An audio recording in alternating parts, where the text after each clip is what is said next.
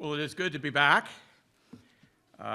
We were away for a couple of weekends, a weekend there as well. I'd like to start by thanking Paul for ministering so well over the last 2 weekends. Paul had a very little assignment, doing all of Luke chapter 22, all 71 verses in 2 sermons. Paul, I've decided your next assignment is going to be Psalm 119. There are 176 verses. We'd like a thorough analysis over 2 Sundays. But again, Paul, I really appreciate your ministry, and we've had just wonderful feedback from so many of our folks. So we were away. We were in Prince Edward County. Have you ever been there? Beautiful spot. And our Airbnb was literally 10 yards from the shoreline of Lake Ontario. It was a spectacular setting. Yes, the weather wasn't the greatest. We drove through a big snow squall one evening, a lot of whiteouts. Don't you just love Canadian winters? You can't tell I'm being sarcastic, Patrick, after all this time. But we enjoyed a lot of different things. We had a chance just to relax and unwind, some board games, and a lot of reading. And one of the books that I read, some of you have read this book. Any of you have read the book by Alexei Navalny called Patriot, a memoir? Just a little 500-page book. I found it fascinating and actually quite disturbing. As I read through it, I was quite agitated along the way. Some of you will remember that he was a major opponent of Putin in Russia and was part of an anti-corruption force that exposed the corruption of Putin and some of his cronies. He was involved in a lot of protests in Russia, went to Germany, and he was poisoned there by Putin's cronies who were in that part of the world. Came back to Russia, went through a couple of real blatantly bad court cases, actually a few court cases, and then was thrown into very terrible conditions in prison. As I'm reading the book, I'm thinking that a basic principle of any legitimate legal system is the presumption of innocence, and that was totally violated in his case. There were so many examples of blatant injustice in what should be a just system, but lacking there in Russia. And as I read through the book, disturbed and a lot of angst, I was also reading through our passage this morning that Rick read in Luke 23. And I must admit, I also experienced a lot of frustration, very disturbed in terms of what I read. I read it maybe 20 times through that week and then a number of times in the last few days. And we see here Jesus on trial, and we see another display of despicable behavior. Really disgusting what happened to Jesus, even at this point in his ministry. I've titled this morning's sermon with due regard to John Grisham and others, Framed a Wrongful Conviction. So that's our title this morning, Framed a Wrongful Conviction. Now we continue to march towards Easter weekend. And Friday, we look forward to contemplating the cross. Very significant service for us, and we hope that you're able to join us for the service and then a brunch afterwards. We are also then on Sunday, next week, one of our favorite Sundays of the year, Easter Sunday, and we're going to contemplate the resurrection. And along the way, over the next few days, including this morning, we're going to be asking the question, so why did Jesus die? Why did he have to die? Why did he have to endure such awful things? One of the points Paul made in this last 2 weeks is that when it comes to human interactions and activities, whether they be for good or evil, they're all woven by God into his ongoing plan of salvation. And indeed, in the Easter story, you have this tension, don't we, between God's sovereignty, his part of the story, which is so significant, that gets explained in detail in the epistles in the New Testament. But then you also have this element of human responsibility. We cannot ignore it. We cannot bypass it. And the Bible is very clear that at the human level there is responsibility. We saw that through the events of chapter 22, especially at the end of chapter 2 when Paul walked you through the religious trial of Jesus before the assembly or before the Sanhedrin, the chief priests and the scribes. But now we continue into chapter 23. And as we've been seeing in this series, there's this continuing escalation, this continuing intensifying of what's going on in terms of the opposition to Jesus. This morning I want to invite you to watch and observe. I know for some of you, the Easter story is so familiar. You could likely get up and recount it quite well. But in a new, fresh way by the Spirit, I would ask you to watch and observe what is going on. Lots of us are intrigued by court cases. As a boy, I remember watching a program called Magistrate's Court, and we're going way back to that program. And remember Perry Mason? Some of you go back that far. And then Law and Order, which is on all kinds of different versions of Law and Order. And then, of course, some of you get the specialty channels where you get something like Court Cam, which is intriguing. Some of you must, because it wouldn't still be on, watch Judge Judy.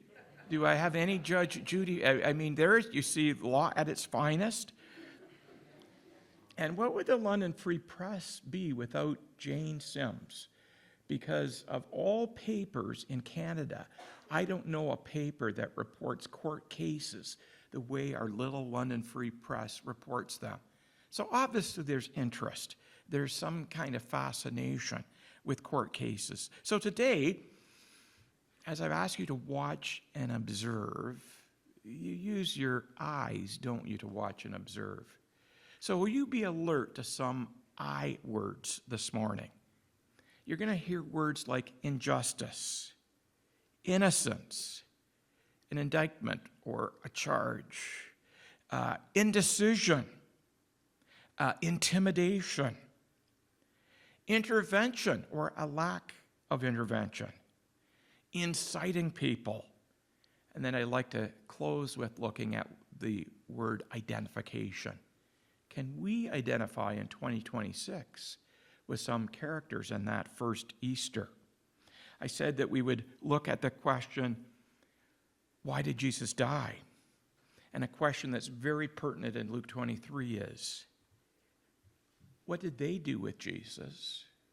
But my question for you this morning is, what will you do with Jesus? How will you respond to him in 2026? So, Diane, I'm going to ask you and Paul to help me out here with the passage that Rick read for us. We're going to start right at the beginning at verse 1. I would call this section a travesty, a terrible case of injustice. So we're told that the council who had already met at the end of chapter 22 led Jesus to Pilate. Don't get this idea. Sometimes you'll see on TV someone who has been charged with something just kind of sauntering into a court. No, Jesus would have been bound. He would have been very restricted in his movement, but they led him to Pilate's residence, and we know from other accounts of this that it would have been quite early in the morning. And he was led to Pilate. Pilate was the Roman ruler of Judea. We know that Pilate had a reputation of being quite brutal. He was definitely somebody who gave people a lot of difficulty and a hard time. We know that at the same time, Pilate had responsibilities from Rome when it came to law and order and when it came to finances. Pilate had kind of the last call in that part of the world when it came to adjudicating a case that might require capital punishment. So the council, the religious establishment, lead Jesus to him, knowing that it would be Pilate who would have the authority to render a death sentence. Typically, even back then, not much has changed with the legal system. You have an arrest, then you have an indictment or charges, you have evidence presented, and then there's a verdict. So here are the charges in verse 2 that they brought this assembly against Jesus. Sorry, back to verse 2. They said, "We have found this man subverting our nation." In other words, he's causing a lot of trouble. He's become a real nuisance. They realized that in itself would not warrant a death penalty, so they upped the ante. The second accusation, he opposes payment of taxes to Caesar. Now, if you'll recall from Luke 20, that is not true. It's a blatant lie. Jesus was very clear about rendering taxes to Caesar. And he claims to be Messiah, a king. Now, Pilate was no dummy. Pilate would have heard that, in fact, Jesus supported paying taxes to Caesar. He would have known that this was a blatant lie. And then the claims to be Messiah king, back then everybody was making that kind of a claim. No wonder in the next slide we see that Jesus is asked by Pilate, "Are you the king of the Jews?" So Pilate gets quite specific. It's not, "Are you a Roman king who's going to overthrow the empire?" It was very specific. It was almost as if Pilate's thinking in his head, this is a real nuisance. I don't want to cause trouble. I'll give you one of those Burger King, the kids get those little crowns, cardboard crowns. I'll give you one of those. Go on your way. No, for Pilate, this was a matter of just establishing. Jesus' answer was, "If you say so." Jesus had no interest in getting involved in a religious dispute. This was, in fact, all kinds of evidence that Jesus was not an insurrectionist. He was not out to overthrow the empire. So at that stage, then Pilate announces, "I find no basis for a charge against this man." Now that's astounding.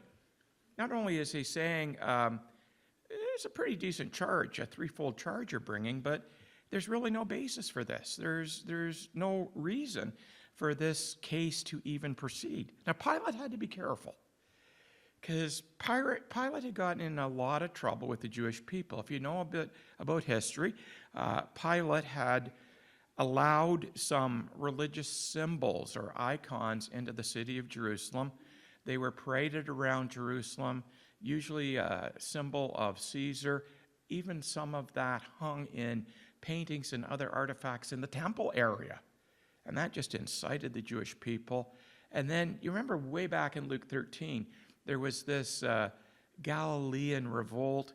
They had met at a festival, and it seemed to be peaceful until Pilate sent army guys in, and we have that interesting phrase that the blood of the Galilean Jews was mixed in with their sacrifices.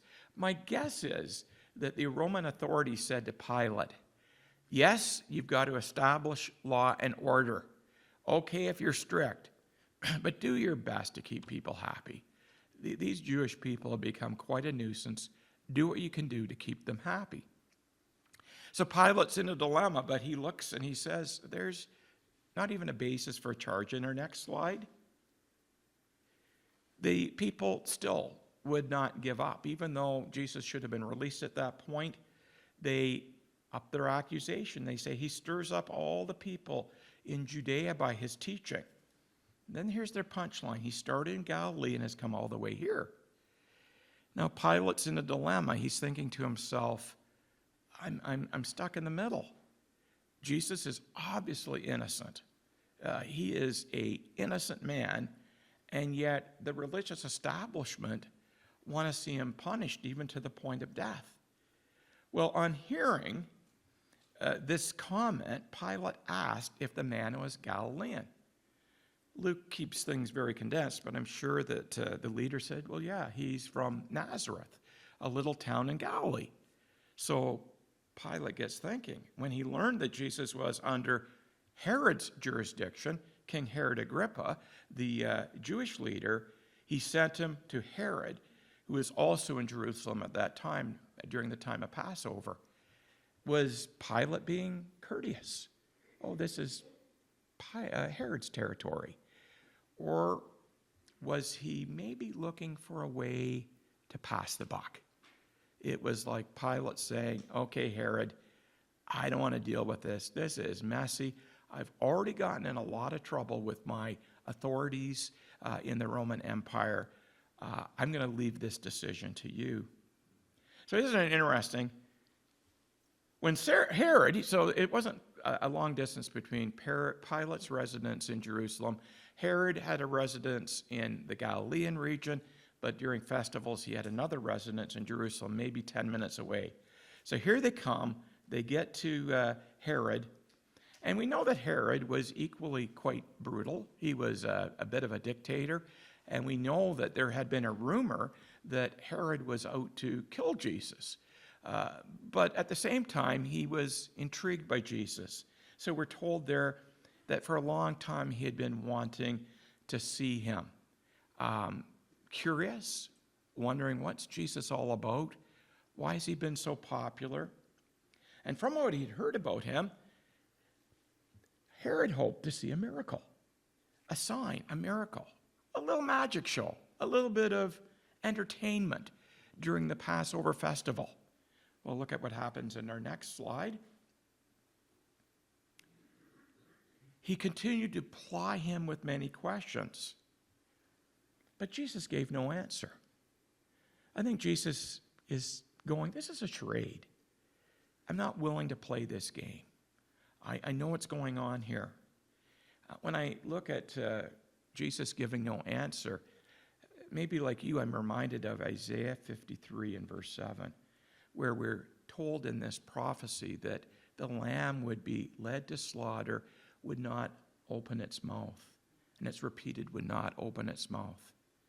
The silence of Jesus is actually quite astounding when you think of it.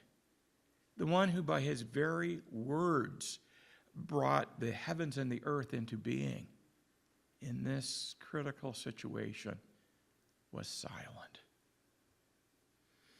And these terrible chief priests and the teachers of the law, they're standing there. They've already heard the verdict from Pilate, but they continue to vehemently accuse Jesus. They are just revving it up, bloodthirsty, terrible situation. But it even gets worse in verse 11. I even have a hard time wanting to address this with you. We're told that Pilate called together the chief priests, the rulers, and the people now who had gathered during the course of the day. Look what happens in this position. They mocked Jesus. They ridiculed him.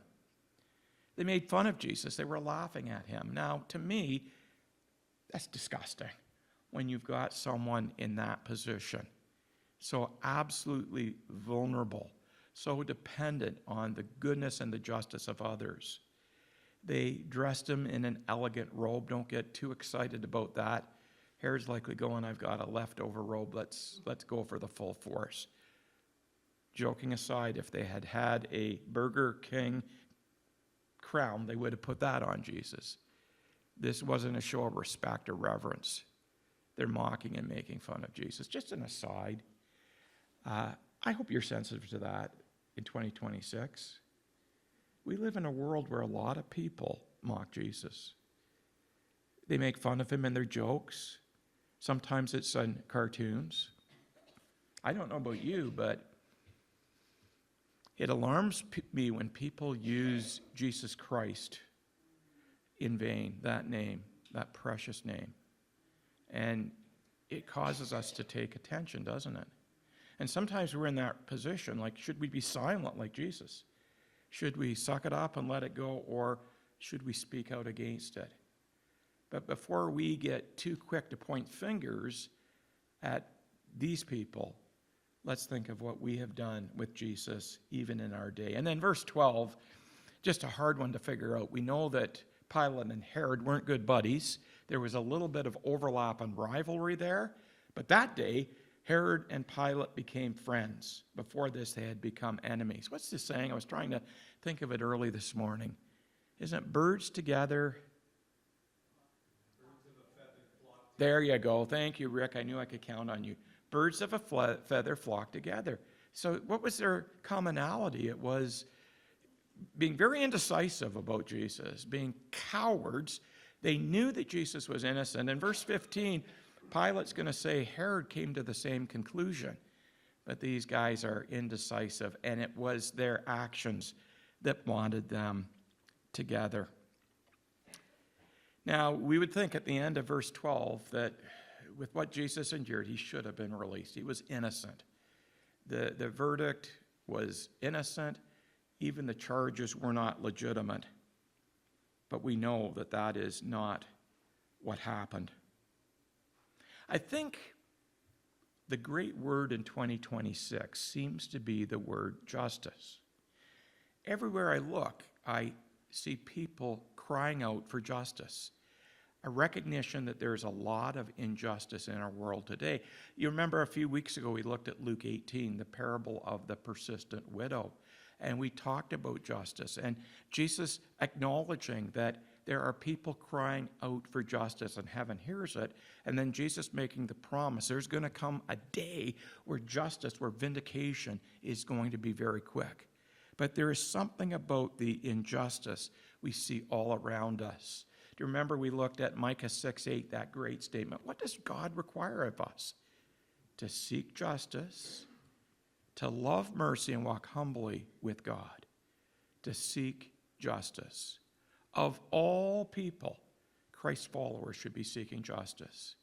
And when you feel like you've maybe been treated unfairly or that you have been given a raw deal, just think of Jesus. He can relate. He knows what it's like. Yes, we have God's plan, which is the overarching purpose we see in the Easter story. But we also have humanity plotting against Jesus. We see a terrible example of evil and wickedness. But don't get too comfortable pointing your finger at these guys. So back to my public school days, and we've got to go way back. Way back. We're going back into the 1960s at Harriet Todd Public School. And there's many memories I have of my early years in public school. I had my first crush in my early days of public school. My crush was on an older woman, Miss Orr. Miss Orr was very sweet, very nice, and gorgeous. She was absolutely beautiful. Now, my fascination with her dimmed a bit when I had discovered through my parents that Miss Orr, Phyllis, had been away at university, got her teaching degree, and came back to the area. But my mom and dad said, oh, we know Phyllis Orr really well. In fact, my mom and dad were the only couple married at Foxmead Gospel Hall. Everyone has heard of Foxmead? It's a big suburb of Coldwater, Ontario. And you know what? Phyllis Orr was the junior bridesmaid at my mom and dad's wedding. What are the chances? Well, my crush kind of dissipated when I heard that she had been in my mom and dad's wedding service. Also, when I think of the primary school days, I was one of those students who got accelerated. So I did, was it 3 years and 2 years? That's not acceleration. 3 years and 2 years? Yeah.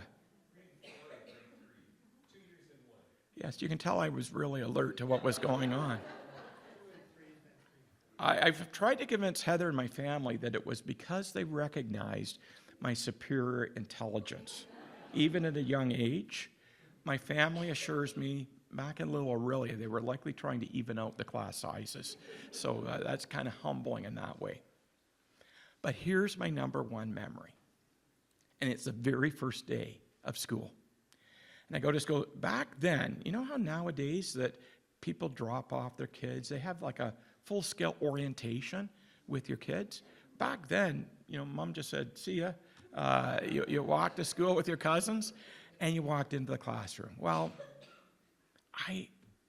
I was feeling so lonely, and humbles me to say I was homesick. And I started to cry. Can you believe it? On my first day in the first let's hear Noah King. In my first 15 minutes, and the teacher comes over and says, Johnny, that's how I was known back then, Johnny, what's wrong? What's the matter? Now, I knew it was not cool to say to my classmates, I miss my mommy. I really miss my mommy. So you know what I did? I looked over and there was a guy near me, and I said, that guy there, he gave a scary look at me. No, he didn't. That was an outright lie. That was deceitful.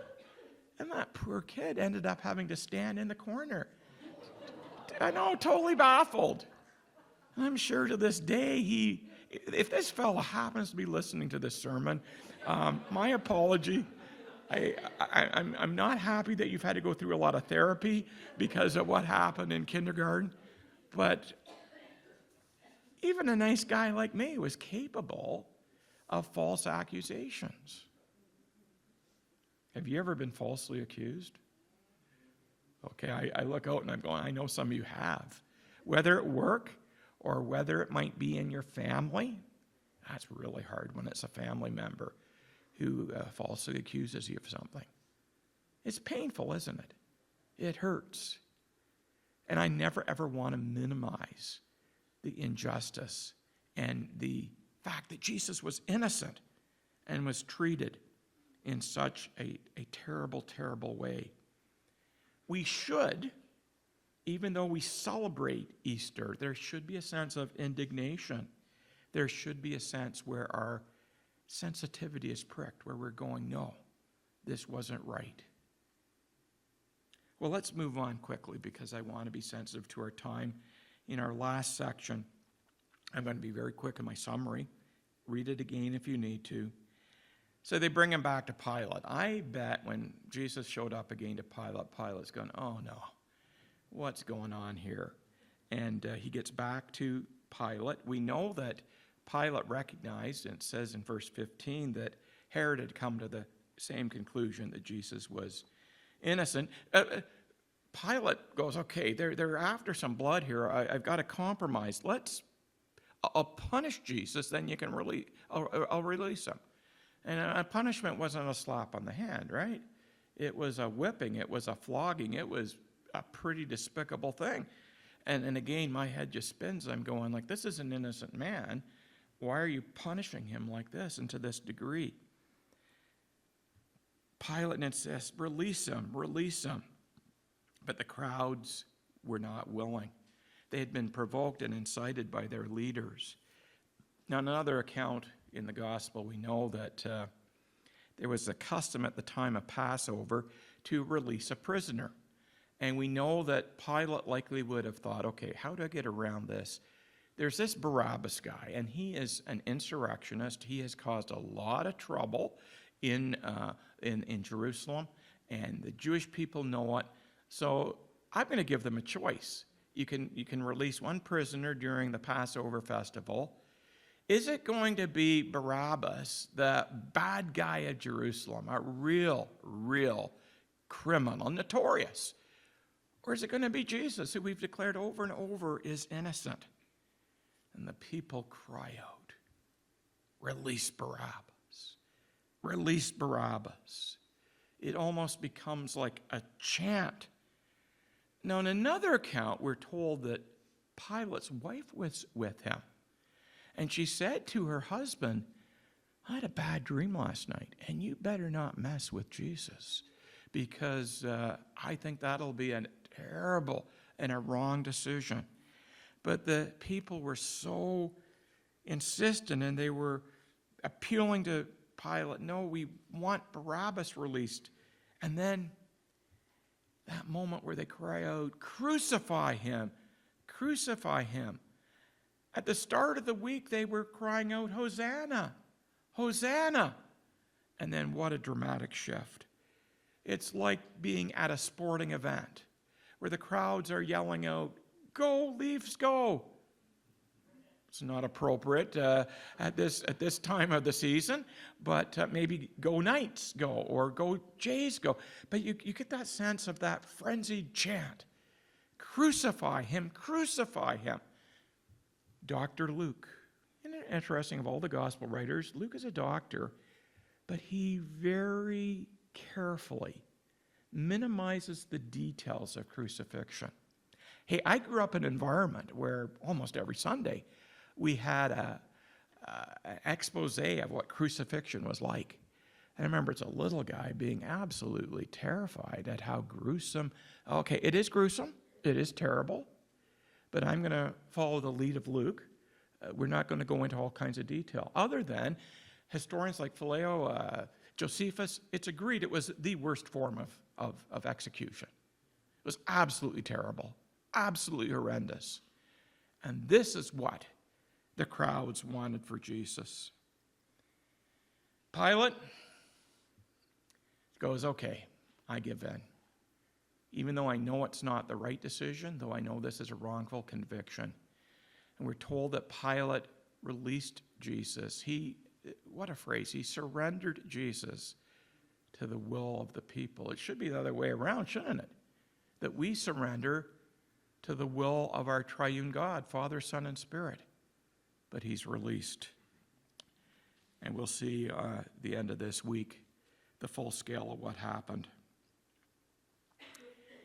This was the plan of God, but make no mistake, there's an element of human responsibility. Peter, when he preaches in Acts 3, in Acts 4, there's a verse, I believe it's Acts 4, verse 27, where there's a widespread responsibility. Who is responsible for Jesus dying? Who should we blame? Well, we should blame the religious establishment. Yes, we should blame the Jewish people. Not being anti-Semitic, we would have done the same. We should have blamed the Gentile Roman authorities and the people. And guess what? You and I are to blame. Jesus died for you, and he died for me.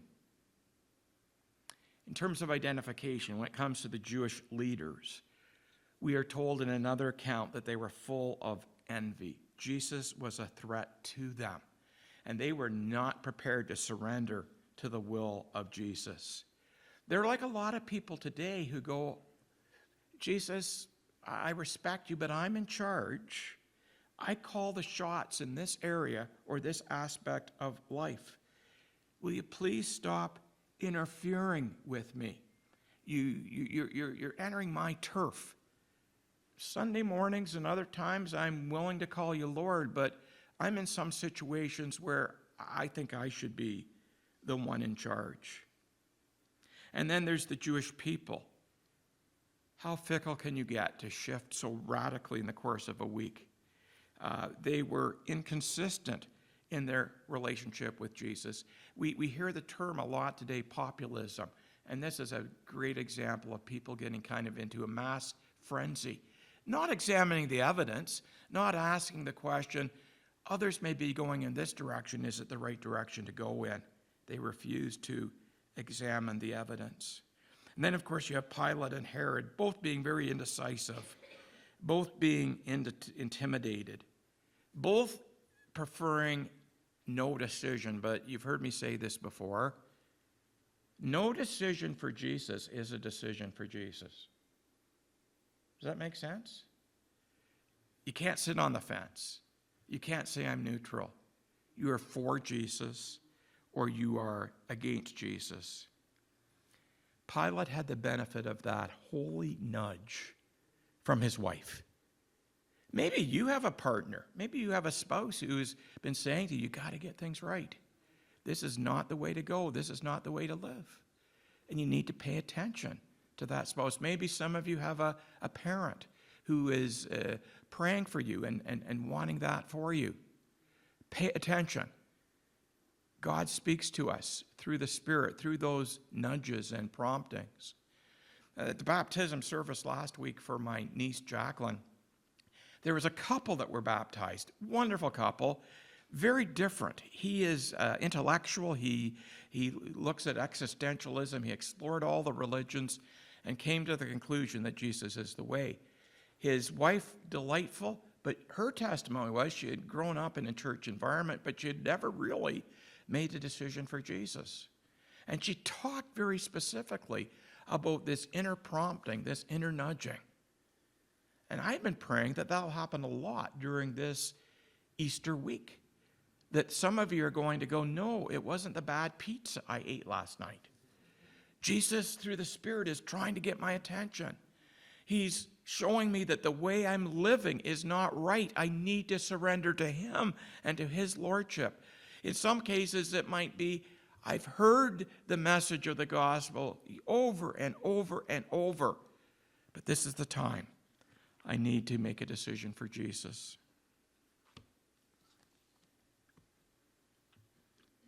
Wednesday, I got news that Don Lazon was not well. We had known that his health was failing. I had arranged with his stepson to go for a visit on Thursday, but there was some question of whether it would be worth it. I talked to the family late Wednesday afternoon and into Thursday morning, and I was very humbled when Don somehow was able to mumble or indicate that he would like Pastor John to visit.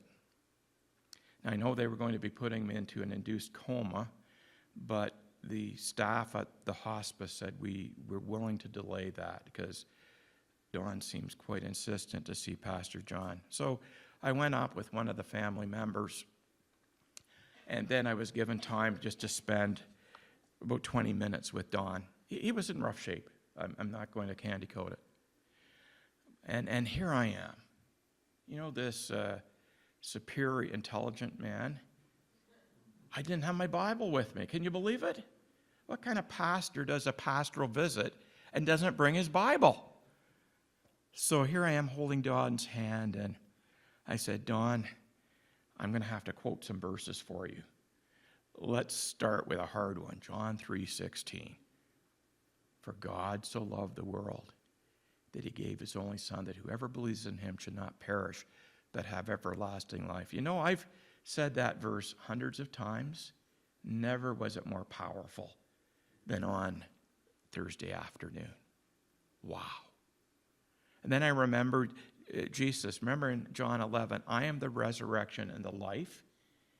He or she that believes in me, even though he or she dies, yet shall he live. And this was right on the brink. And then I was able to remember Psalm 23, the part that goes, yea, though I walk through the valley of the shadow of death, I will fear no evil, for thou art with me. And Don wasn't able to communicate well at all, but as I quoted those verses, there was a smile on his face. And then I don't know what possessed me, but I said, Don, I've still got about 5 minutes. I'm going to sing to you. I've never, ever done that. And I started singing. Amazing grace, how sweet the sound that saved a wretch like me. I once was lost, but now am found. Was blind, but now I see. Then I sang the last verse. Now, I know some of you are thinking, I've got to make an adjustment with the family. I'm going to say it's okay for Pastor John to visit when I'm on my deathbed, but can you request that he brings a Bible? And please, no singing, okay? But it was a precious moment with Dawn. And then I related to Dawn. We just shared a little bit, and as Josh indicated in the announcement, Dawn was a presence here, wasn't he? He was greeting us often in the vestibule. He was the guy who often would empty the cart for Byron Cares, setting up communion. You just go down the list. But it was in that vestibule that I had my very first conversation with Don after a wedding I'd officiated. And Don, as only Don could be, had a lot of questions. He had a lot of objections to things I'd said during the ceremony. But that started a friendship. And it reminded Don that there were two events that happened around the Easter season with Don. Over 25 years ago, there was an Easter service on Easter weekend here at Byron when Don Lazon said yes to Jesus. This fellow who'd come from a Jewish background, who had explored different things in life, who had lived life, came to that decision to put his faith and trust in Jesus. And then, of course, it was around the Easter time that Don was baptized here, expressed his faith in Jesus Christ. I said to Don, I'm hoping this Easter that we're going to have one or two people maybe say yes to Jesus like you said yes to Jesus. The last character, and then we're done, is Barabbas. Did you note the irony? The guy who was guilty, the terrible, awful criminal, was released. He was set free. The one who was innocent was going to be put to death. What a reversal. But does that not picture our salvation? I look at Barabbas and I can't help but go, I see you. I see you in Barabbas. And I believe that we need to appreciate that Jesus endured all this. He could have called 10,000 angels to come to his rescue and release him. But Jesus endured all of this for you and for me.